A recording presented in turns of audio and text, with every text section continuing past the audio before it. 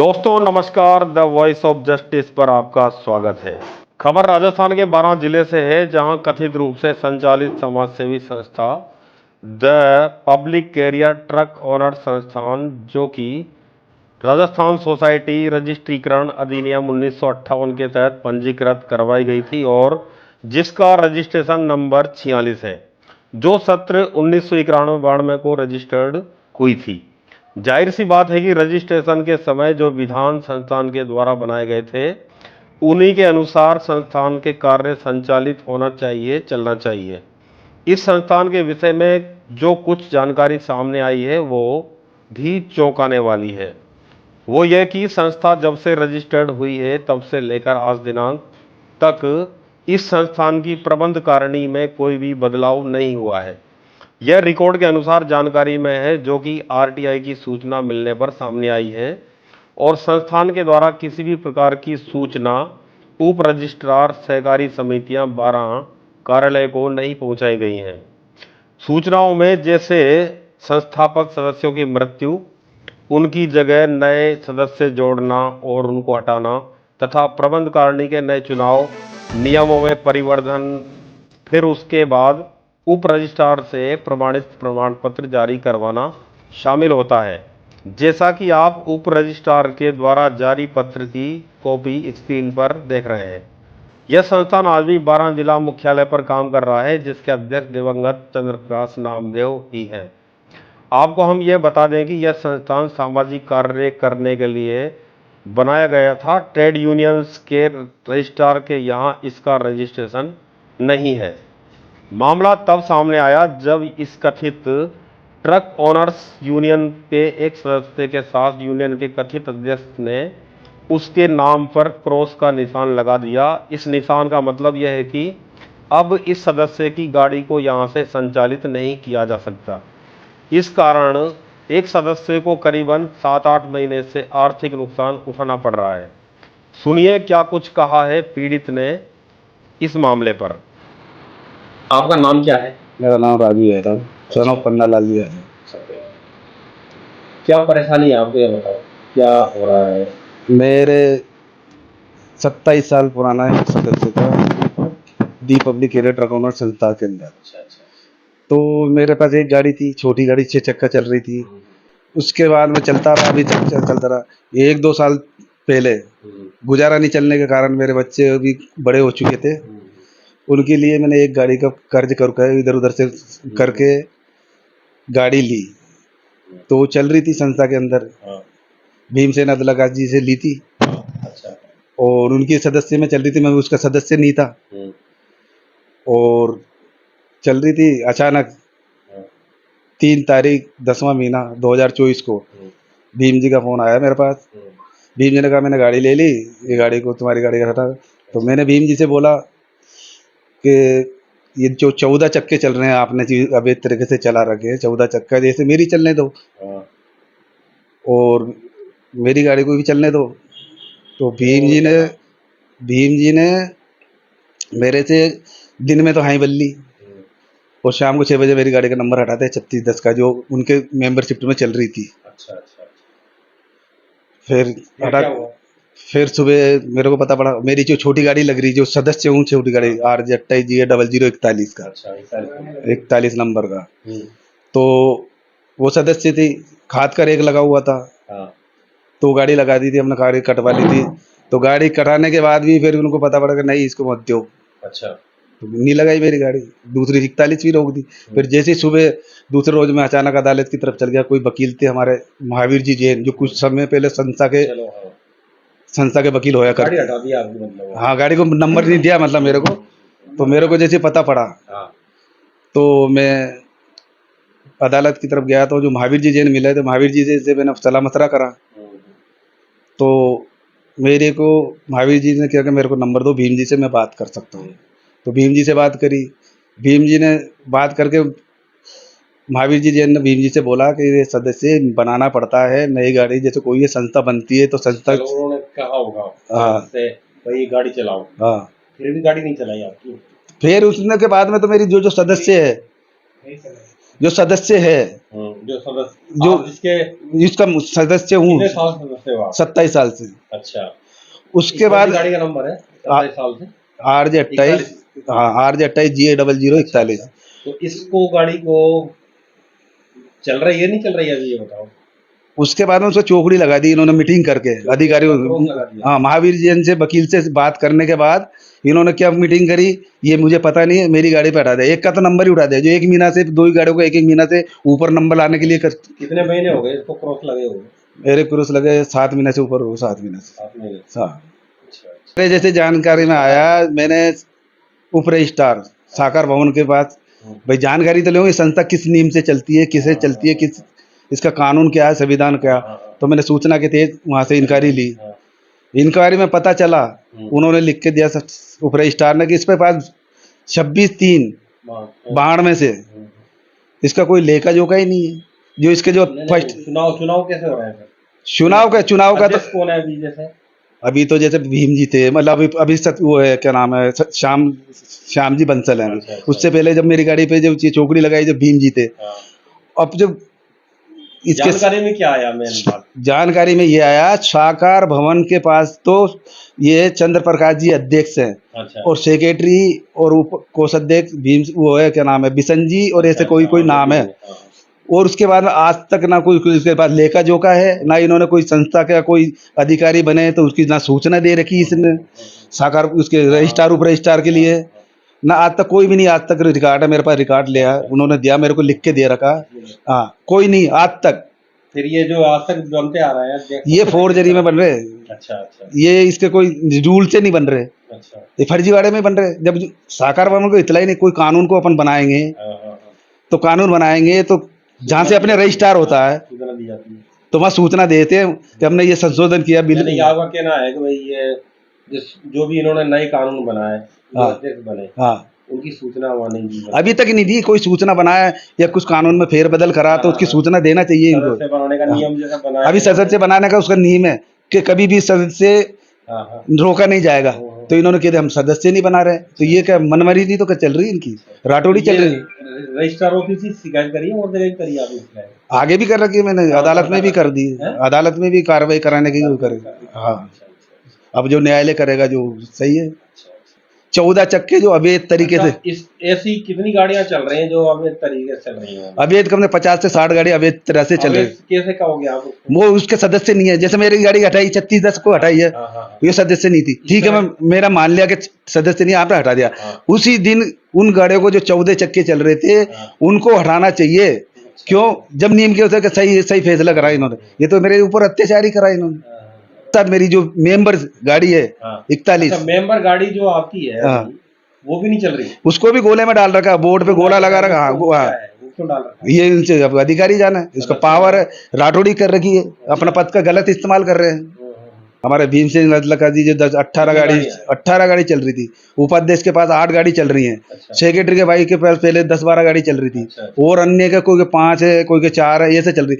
और जो मैंने 1 से 2 करी उसमें उनको आपत्ति होगी मेरे को, मतलब कोई गलत काम हो गया, मैंने माल बेच दिया या चोरी कर ली। आज तक 27 साल के साल मेरे रिकॉर्ड नहीं है।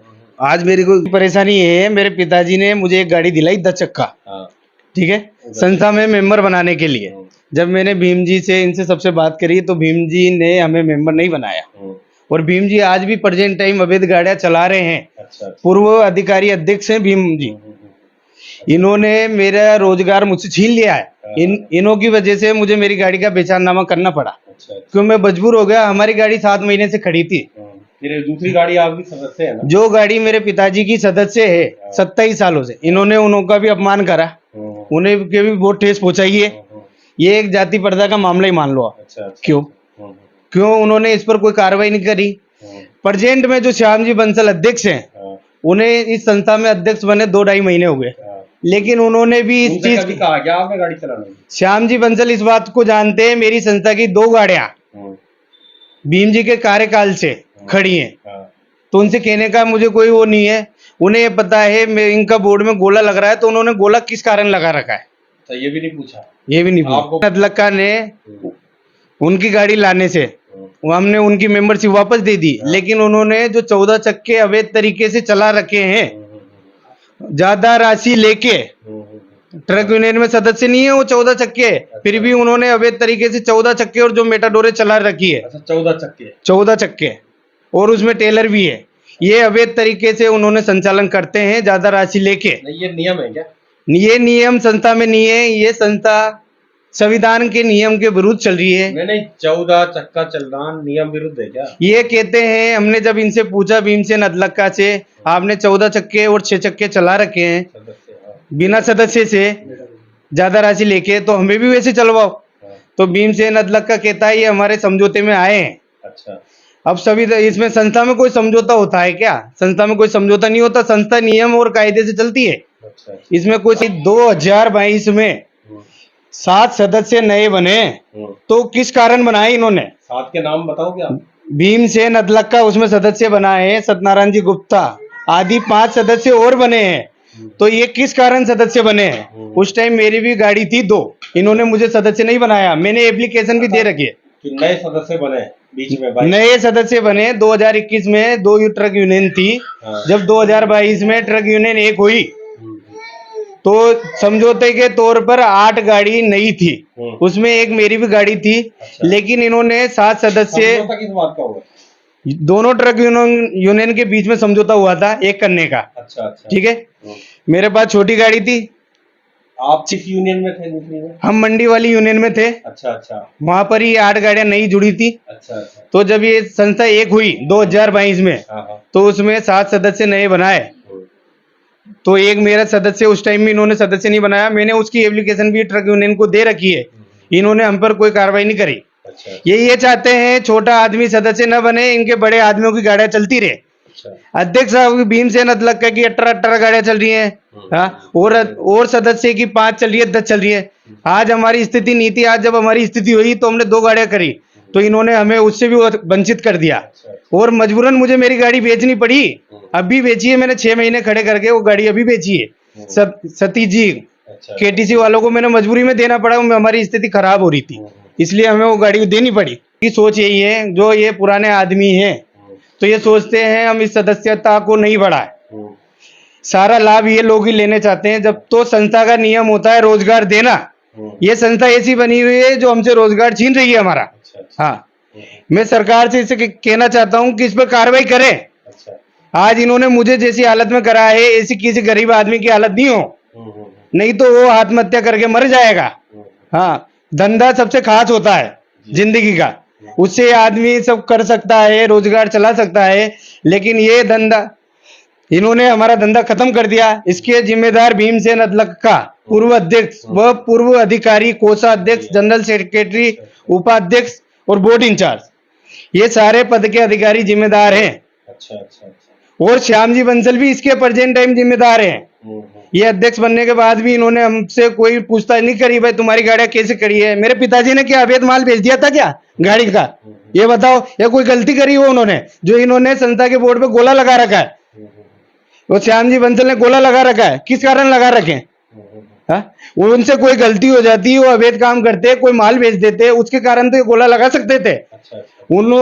आज हमने मेरी गाड़ी के लिए सलाह करी वकील से, उसके कारण ही इन्होंने गोला लगा दिया। सलाह करने के कारण आदमी किसी से पूछता नहीं करे, मरता क्या नहीं करता, ये बताओ आप।